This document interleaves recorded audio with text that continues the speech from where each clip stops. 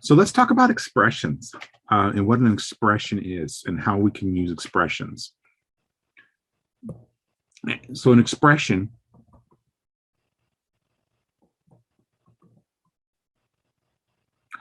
is really just, well, a basic expression is really just a little bit of math, like 1 plus 2. We have a couple of values in here, right? We have two values. We have a value of 1. We have a value of 2. We also have an operator. Our operator here is a plus.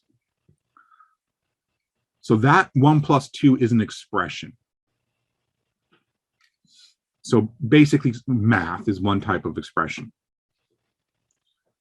Another version of this kind of expression, let's do 3 times 4 plus 5. And now for values, we have 3, 4, and 5. And for our operators, we have actually 2 operators this time. We have multiplication and addition. Now in math, you probably would write this like 3 times 4 plus 5 in math, but we won't do that in programming because we use that asterisk, that star, because X is just the letter X, and that would confuse the interpreter, or in other languages have the same problem.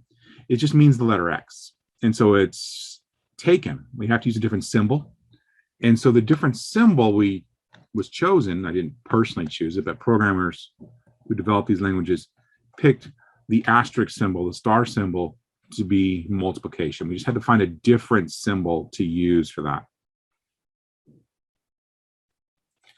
And so how do you evaluate an expression? So an expression, let's see, 1 plus 2. So 1 plus 2, you just add them together. You're going to get the value of 3. So that's going to have some kind of value of 3. And then we're doing this kind of expression, 3 times 4 plus 5. Well, it kind of depends on how you think about that this works. Do we do multiplication before addition, or do we do the other way around? So there's 2 ways of looking at it. 3 times 4. If we did 3 times 4 and that gave us 12, 12 plus 5 would give us 17.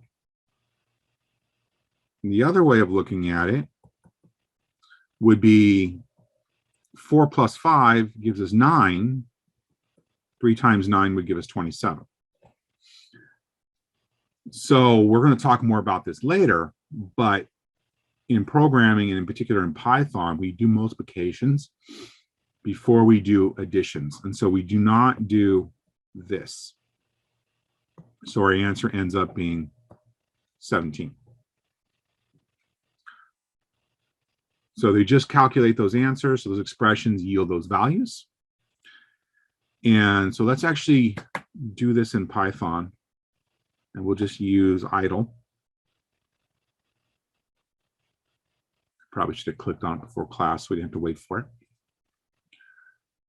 And so we have our shell, which is a console that we can use, and we can do 1 plus 2, and it just adds the numbers together. So that expression is calculated and it returns the result.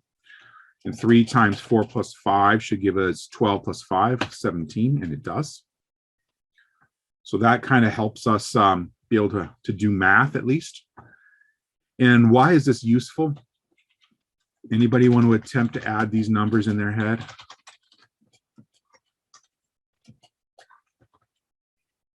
And want to take a crack at that? I know I don't. That is, that multiplication right there is extremely scary. And we could add more digits here. That's an extremely scary number.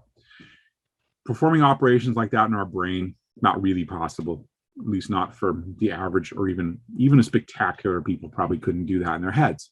It would take too long. And we could do it on paper, but this multiplication on paper is still going to take forever. But a computer is optimized to do tasks like this. And obviously it did that in a fraction of a second, right? Look how fast it did that and returned a result. I don't know if that's the right answer. I'd have to go through the calculator and test it, but I'm pretty sure that's the right answer. So computers are really good at math, really, really, and they're really fast at it. And so that's one of the things that we do. We do a lot of math and programming because, computers are good at it. So we have all these math operators. In fact, we have a number of different math operators.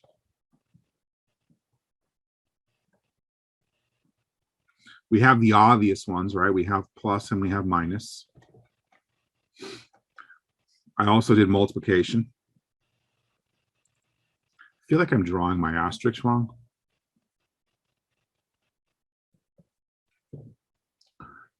And obviously there's going to be some sort of division. If we think about math, what does division look like in math? Division in math looks like that.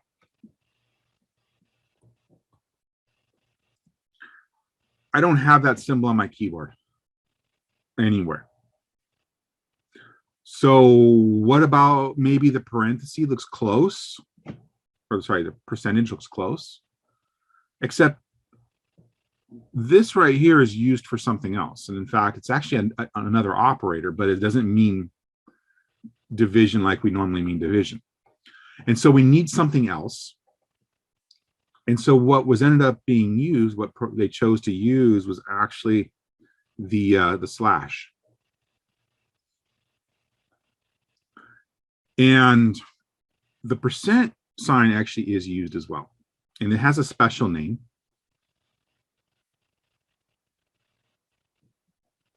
Called modulo. We'll talk more about what modulo is in a minute. But there's another operator that we actually haven't looked at yet.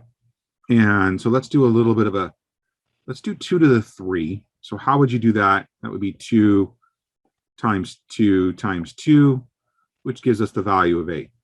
Right. Well, Python has the ability to do this. And it has an operator called the exponential operator. All very helpful. There's actually one more operator, and it's related to division. And it's the double slash, which is called the floor division.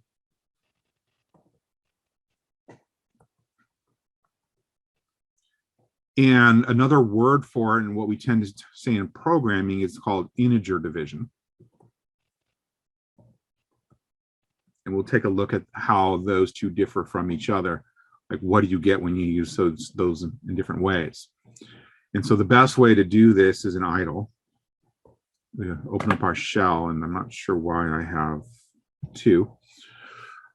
And so if we do something like 1 divided by 2, we get 0.5, or 1 divided by 3, we get 0.33333. By the way, notice that I have a space in between these, but no space here. You don't actually need a space. It's just whatever's more readable for you in your code. Usually having the extra space makes things more readable, but it's more of a preference. What about 10 divided by 3? Something interesting happened here, though. Where'd that 5 come from? That's an interesting thought. As far as I know, there's no 3, there's no 5 when you do divide by 3. So floating point numbers have this kind of rounding thing going on at the end. And it's just because how they're stored in the computer. And the computer handles them in special cases. And we usually don't talk about that at this level. That's more of a CSE 30 concept of why numbers are stored. But floating point numbers are technically inaccurate versus integer numbers, which we haven't used in here yet. These up here are integers. Integers are accurate, but floating point numbers have this slight inaccuracy at the least significant digits. And it's just a part of what they are. Let's actually do these all over again. Let's do 10 divided by 3, but with integers. So you can see that the decimal portion was removed because it's keeping it as an integer. And so that's what floor division does. Floor division drops the decimal point and turns that number into an integer. And an integer is just a whole number. It's a number with no decimal point. And then the modulo operator, so I said the percent is a modulo operator, that actually has a specific use in when we use it, it returns the remainder. So if we look at the modulo operator, or let's look at 10 divided by 3, it gives us the value of 3. But if we really were to do this in math, right, we'd have 3 with the remainder and 1. We also call this the quotient. So the quotient and the remainder. And so this is returned here. But the modulo operator is going to return the 1, returns the remainder. And so that's what happened there. That allows us to actually divide a number, get the quotient, and then give ourselves the remainder if we need it for something. And sometimes we actually do operations where you need the remainder, and we want to do division based off of integers only. Exponential operator, that's 2 to the 3. We did that one already. That was 8. And let's do 2 to the 10. 1024. Look how big that got. About 2 to the 20. Wow, that number is growing fast. Exponential numbers grow fast. Kind of an example from the last year and a half has been the whole concept of virus infections. That's actually typically, especially when it first came out, very exponential growth. And that was the whole point of what we call flattening the curve, was to stop exponential growth. And we were sort of successful for a while. But that's what the whole point of exponential growth is. It grows really fast. Subtraction is pretty simple. Look at that. 10 raised to the power of 30 is a huge number. And so we get all of these mathematical expressions that we can run in Python.